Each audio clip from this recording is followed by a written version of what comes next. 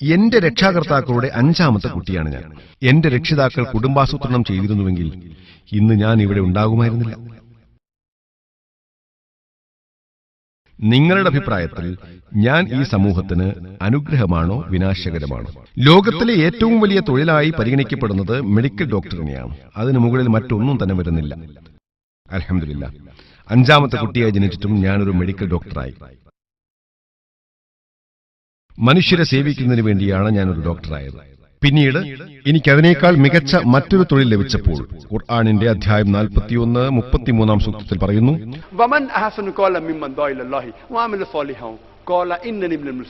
തീർച്ചയായും അള്ളാഹുവിലേക്ക് ക്ഷണിക്കുകയും സൽക്കർമ്മം പ്രവർത്തിക്കുകയും തീർച്ചയായും ഞാൻ മുസ്ലിങ്ങളുടെ കൂട്ടത്തിലാകുന്നു എന്ന് പറയുകയും ചെയ്തവനേക്കാൾ വിശിഷ്ടമായ വാക്ക് പറയുന്ന മറ്റാരുണ്ട്? എന്റെ തൊഴിലിനേക്കാൾ മികച്ച മറ്റൊരു തൊഴിൽ എനിക്ക് ലഭിച്ചപ്പോൾ ഞാൻ ശരീരത്തിന്റെ ഡോക്ടർ എന്ന പദവിയിൽ നിന്നും ആത്മാവിന്റെ ഡോക്ടറായി മാറി. ഈ സദസ്സിൽ ഇന്ന് 1,00,000-ൽ കൂടുതൽ ജനങ്ങളുണ്ടെന്ന് എനിക്ക് ഉറപ്പാണ്. ഞാനൊരു സാധാരണ ഡോക്ടറായിരുന്നെങ്കിൽ ഇന്ന് നിങ്ങളാരും എന്റെ വാക്കുകൾ കേൾക്കാൻ വരില്ലായിരുന്നു. ഞാൻ ശരീരത്തിന്റെ ഡോക്ടറിൽ നിന്നും ആത്മാവിന്റെ ഡോക്ടറായി മാറിയതുകൊണ്ടാണ് ഇന്ന് നിങ്ങളെല്ലാവരും എന്റെ വാക്കുകൾ കേൾക്കാൻ വന്നിരിക്കുന്നത്. ഞാൻ നിങ്ങളോട് ചോദിക്കുകയാണ്, ഞാൻ എന്റെ രക്ഷാകർത്താക്കളുടെ 5ാമത്തെ കുട്ടിയാണ്. ഞാൻ സമൂഹത്തിന് അനുഗ്രഹമാണോ വിനാശകരമാണോ? നിങ്ങൾക്ക് കുറച്ച് കുട്ടികൾ മാത്രമാണുള്ളത്. അവർ തമ്മിൽ നല്ല അകലവുമുണ്ട്.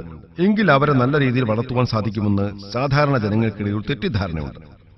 നിങ്ങൾ നോബൽ സമ്മാന ജേതാക്കളുടെയും വ്യത്യസ്ത പുരസ്കാര ജേതാക്കളുടെയും ഉയർന്ന സ്ഥാനങ്ങളിലുള്ളവരുടെയും ശാസ്ത്ര സാങ്കേതിക രംഗങ്ങളിലും കായിക രംഗങ്ങളിലുമുള്ളവരുടെയും പട്ടിക പരിശോധിച്ച് നോക്കിയാൽ മനസ്സിലാക്കാൻ സാധിക്കുന്നത് അവരാരും തന്നെ അവരുടെ കുടുംബത്തിലെ 1ാമത്തെ കുട്ടിയല്ല എന്നാണ്. അവർ ആ കുടുംബത്തിലെ ഏക കുട്ടിയല്ല. ചിലർ അങ്ങനെ ആയിരിക്കാം. ചിലർ 2ാമത്തെയും, ചിലർ 3ാമത്തേതും, ചിലർ 5ാമത്തേതും ഒക്കെ ആയിരിക്കും. അവർ ഇടകലർന്ന രീതിയിലാണ്. അപ്പോൾ അതൊരു തെറ്റിദ്ധാരണ മാത്രമാണ്. അല്ലാഹു സുബ്ഹാനഹു വ തആല തന്നെ കുട്ടികൾക്കിടയിൽ സ്വാഭാവികമായ ഒരു അകലം നൽകുന്നുണ്ട്. ഒരു കുഞ്ഞ് ജനിച്ചതു മുതൽ തന്നെ ആ കുട്ടിക്ക് അമ്മയുടെ മുലപ്പാൽ നൽകണമെന്ന് ഇസ്ലാം പറയുന്നു. ശരീരത്തിന്റെ ആകാരം നഷ്ടമാകുമെന്ന് പറഞ്ഞ് പുതുതലമുറ മുലയൂട്ടലിൽ നിന്ന് പിന്മാറുന്നു. വൈദ്യശാസ്ത്ര വിധി പ്രകാരം ഒരു കുഞ്ഞിന് നൽകാൻ പറ്റുന്ന ഏറ്റവും നല്ല ഭക്ഷണം മുലപ്പാലാണ്. നിങ്ങൾ മുലയൂട്ടുന്നത് മൂലം നിങ്ങളിൽ സ്വാഭാവികമായും ലാക്ടേഷൻ അമ്യൂണേറിയ ഉണ്ടാകുന്നു. നിങ്ങളൊരു ഡോക്ടറായതുകൊണ്ട് ലാക്ടേഷൻ അമ്യൂണേറിയയെക്കുറിച്ച് നിങ്ങൾക്കറിയാമായിരിക്കുമല്ലോ. അതിന്റെ അർത്ഥം ആ കാലയളവിൽ ഗർഭം ധരിക്കില്ലെന്നാണ്.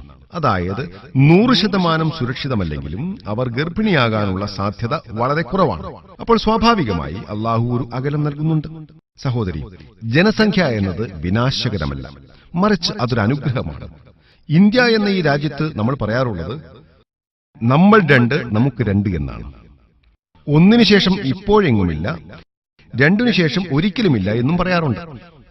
ഇവയെല്ലാം ഇന്ത്യയിലുള്ള മുദ്രാവാക്യങ്ങളാണ്. കാരണം ഇന്ത്യൻ ഭരണകൂടത്തിന് ജനസംഖ്യയെ കൈകാര്യം ചെയ്യേണ്ടത് എങ്ങനെയെന്നറിയില്ല.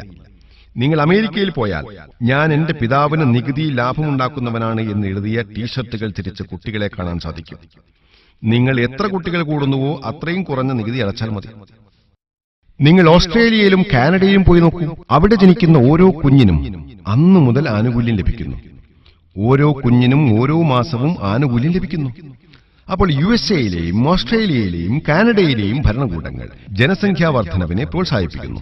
എന്തുകൊണ്ടാണ് ഇന്ത്യൻ ഭരണകൂടം അത് നിരുത്സാഹപ്പെടുത്തുന്നത്?